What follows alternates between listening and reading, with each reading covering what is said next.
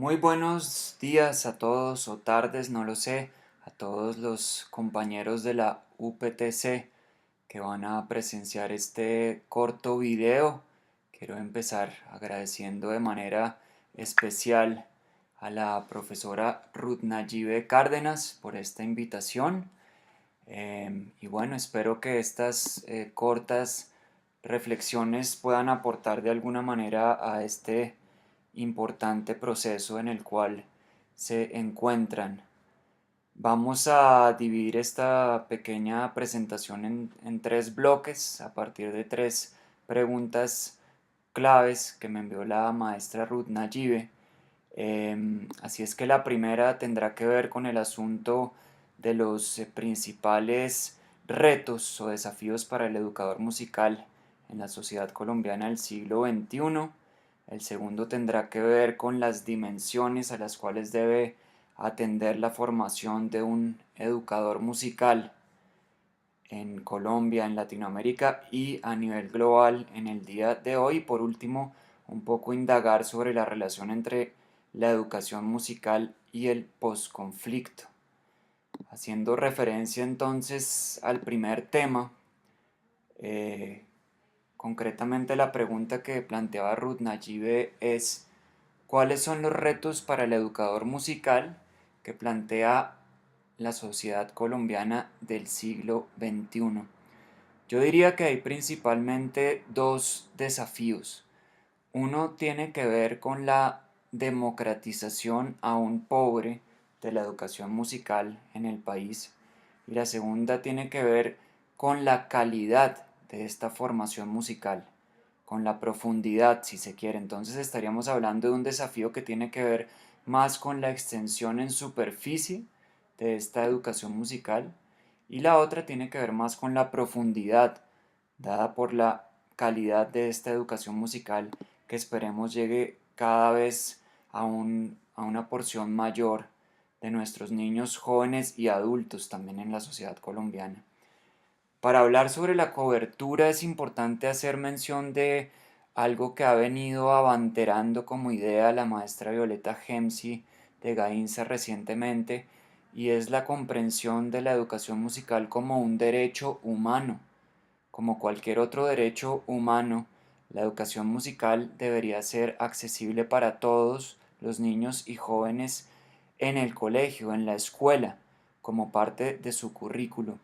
En este sentido es preocupante o son preocupantes las estadísticas que nos muestran, entre otras, las baterías de cultura de la UNESCO, publicadas hace un par de años, según las cuales aproximadamente 3%, solamente 3% de los profesores se encuentran en el área de las artes en el currículo en Colombia, lo cual es un signo de la poca presencia aún de la escolarización para la educación musical, la poca presencia de la música en el currículo formal. Esto nos lleva a pensar que a pesar de que existe una normativa en lo público que reglamenta esta importancia o esta obligatoriedad de la educación artística en la escuela, esta no se está haciendo efectiva.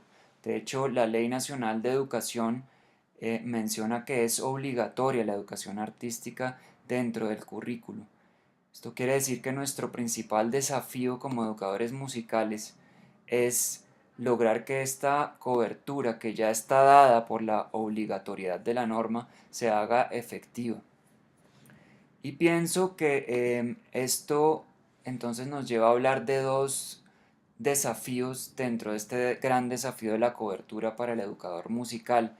Son dos desafíos que tienen que ver con la gestión.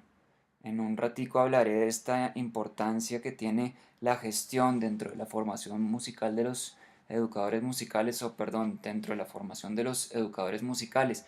Pero a nivel de la cobertura entonces hay como dos ejes en los cuales el educador musical debería incidir. Un eje de lo macro, es decir, necesitamos educadores musicales que sepan muy bien de qué están hablando, luego que estén muy bien formados musicalmente, pero que también puedan manejar un discurso sólido frente a los agentes locales y nacionales de lo público, para que esta implementación de una ley que ya existe como ley se haga posible en el día a día de los colegios.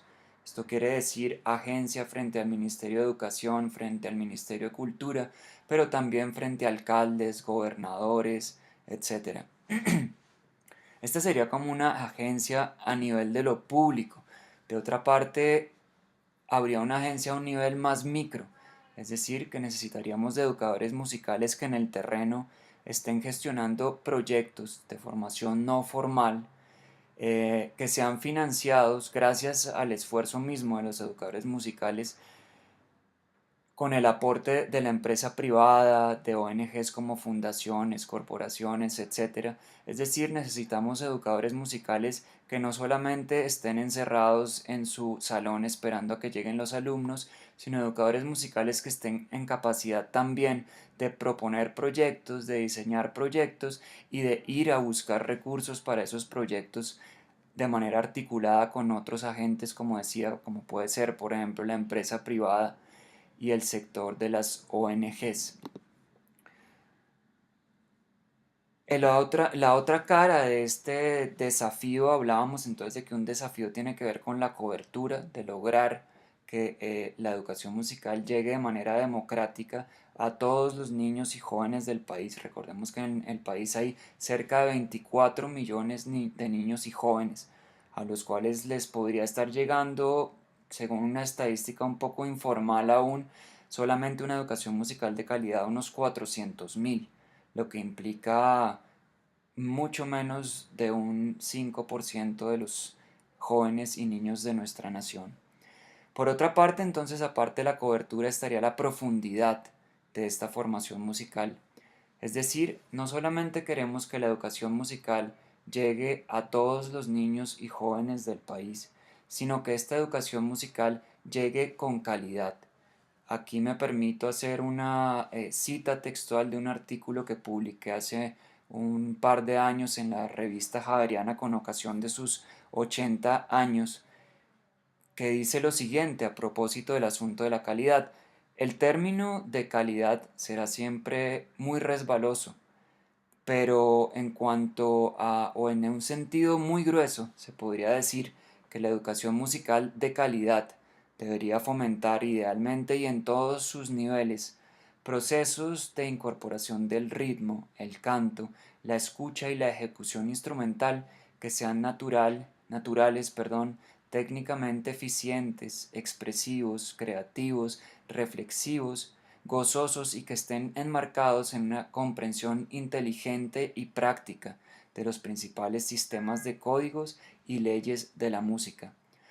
En mi opinión, cuanto mayor sea el nivel de profundidad de la experiencia musical, mayor será su impacto sobre los individuos en las múltiples dimensiones de su ser. Voy a cortar en este punto para cerrar este primer bloque relacionado con el asunto de los desafíos para el educador musical y regreso en un instante con la siguiente pregunta.